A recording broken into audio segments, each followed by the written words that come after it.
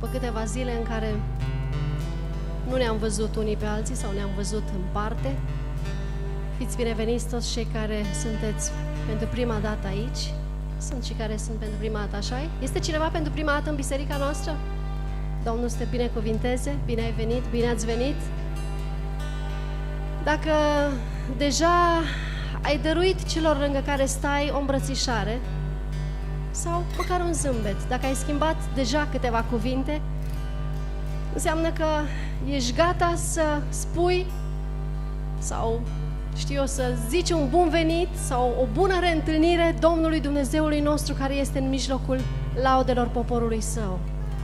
Domnul este înăuntrul nostru, așa că e așa un mare privilegiu atunci când frații vin la oaltă. Amin? Și când închinarea noastră se ridică înaintea Lui ca un fum, ca o jertfă de bun miros. Haideți să ne ridicăm pe picioare, invit echipa de închinare să poftească alături de noi aici. Binecuvântat să fie Domnul care ne-a dăruit încă o zi frumoasă. O zi pe care putem să i-o dăruim Lui și să spunem: Doamne, am să fac din Tine bucuria și veselia mea astăzi.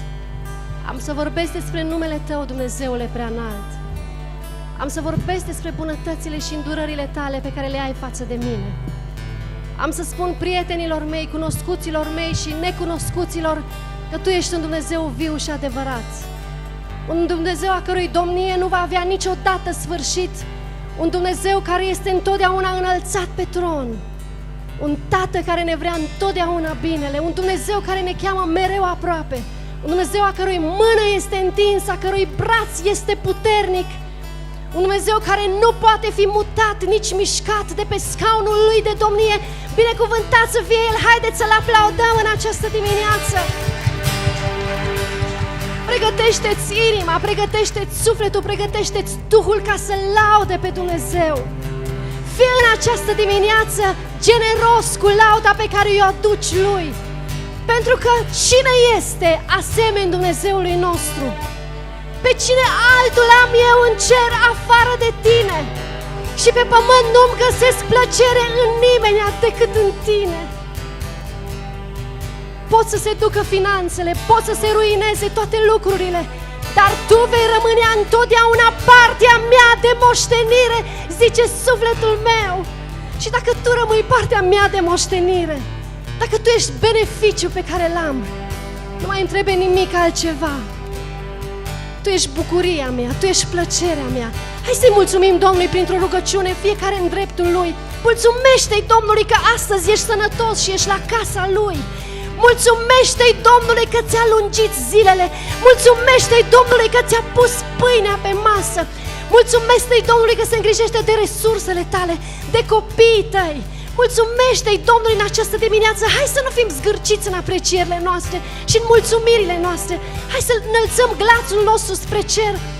Spune-i Domnului, spune-i ceea ce simți, spune-i ceea ce crezi că merită să primească în această dimineață. Adu jertfa buzelor tale înaintea Lui.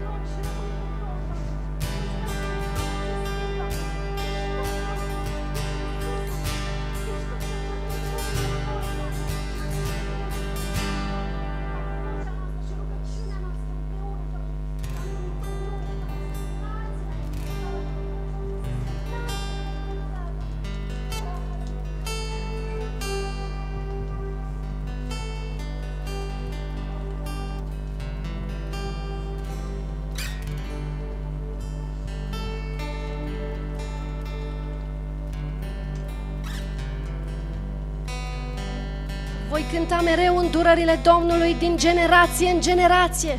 Voi face cunoscută credincioșia Ta cu gura mea. Hai să spunem împreună: voi face cunoscută credincioșia ta cu gura mea. Încă o dată: voi face cunoscută credincioșia ta cu gura mea și am să încep chiar acum, amin?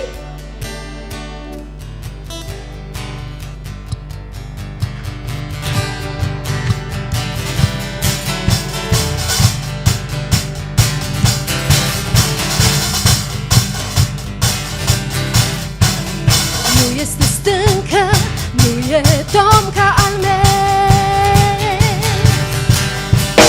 nu este nume vrednic de laudă. Stânca salvării n-o poți muta, s-a dovedit adevărată. Nu este stâncă, nu e dom